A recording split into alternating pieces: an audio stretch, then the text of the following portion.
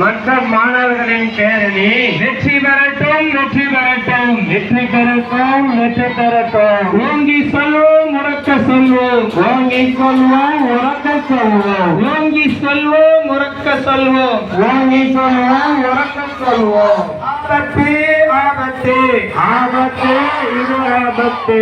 போதை பொருள் என்பது மனித சமூகத்திற்கு ஆபத்து மனித சமூகத்திற்கே ஆபத்து. ஆபத்து ஆபத்து ஆபத்து இது ஆபத்து. போதை பொருள் என்பது மனித சமூகத்திற்கு ஆபத்து மனித சமூகத்திற்கே ஆபத்து. மாணவர்களே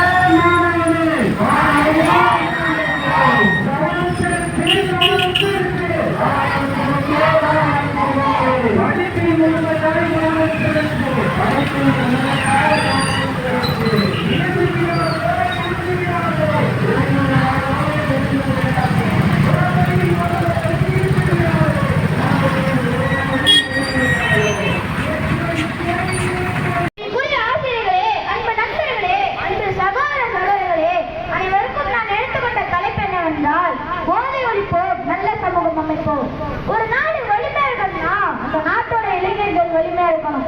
ஆனா இன்னைக்கு நம்ம இளைஞர்களை வீணப்படுத்துற மிகப்பெரிய எதிரியாரு தெரியுமா? அதுதான் போதை. போதை என்ன செய்யுது?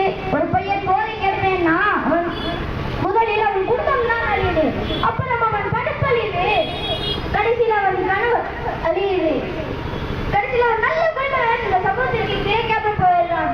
ஒருத்தன் கெட்டா அவன் குடும்பம் கெடுது, 10 பேர் கெட்டா ஒரு ஊரு கெடுது. அப்ப நாம எப்படி நல்ல சமூகம் அமைக்க முடியும்? போதைக்கு ஏன் போறாங்க?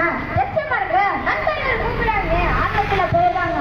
ஆனா நண்பர்களே உண்மையான உன்னை போதைக்கு கூட்ட மாட்டான், உன்னை வளர சொல்வார். அப்ப தீர்வுதான் என்ன என்று பார்த்தால் போதையோட பக்க விளைவுகள் என்னன்னு ஒவ்வொரு வீட்லையும் முக்கியமாக பேச வேண்டும். இதுவரை 2000 முதல் 2026 வரை இறந்தவர்கள் எத்தனை பேர் என்று பார்த்தால் சுமார் 152 கோடி முதல் 170 கோடி பேர் இறந்திருக்கிறார்கள். ஒரு வருஷத்திற்கு 2026 50 லட்சம் பேர் இறக்கிறார்கள். ஒரு நாளைக்கு 1.74 லட்சம் பேர் இறக்கிறார்கள். புகைப்பிடித்ததால் 80 லட்சம் பேர், மதுவிட்டதால் 30 லட்சம் பேர், போதைப் பொருட்கள் சட்டம் இல்லாத 5 லட்சம் பேர்.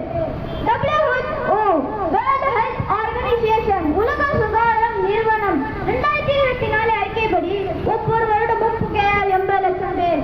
இந்திய அரசு NCRB national crime record bureau அறிக்கைப்படி 2022 மது மற்றும் போதையால் நிறைய விபத்துகள் மற்றும் இறப்புகள் நடப்பதாக கூறப்பட்டுள்ளது.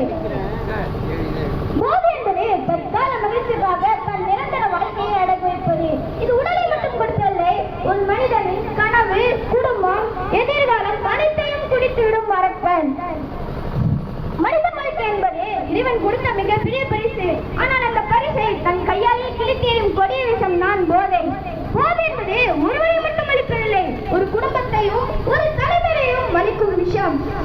ஆகையால் இதற்கு மாற்றால் என்ன என்று பார்த்தால் மனமல்சம் வந்தா விளையாடுங்க, புத்தகம் படிங்க, பெற்றோரிடம் பேசுங்க. உடற்பயிற்சி தர மகிழ்ச்சி எந்த போதையும் தராது. நம்ம மாறுறது நம்ம கையில் தான் இருக்கு. நம்ம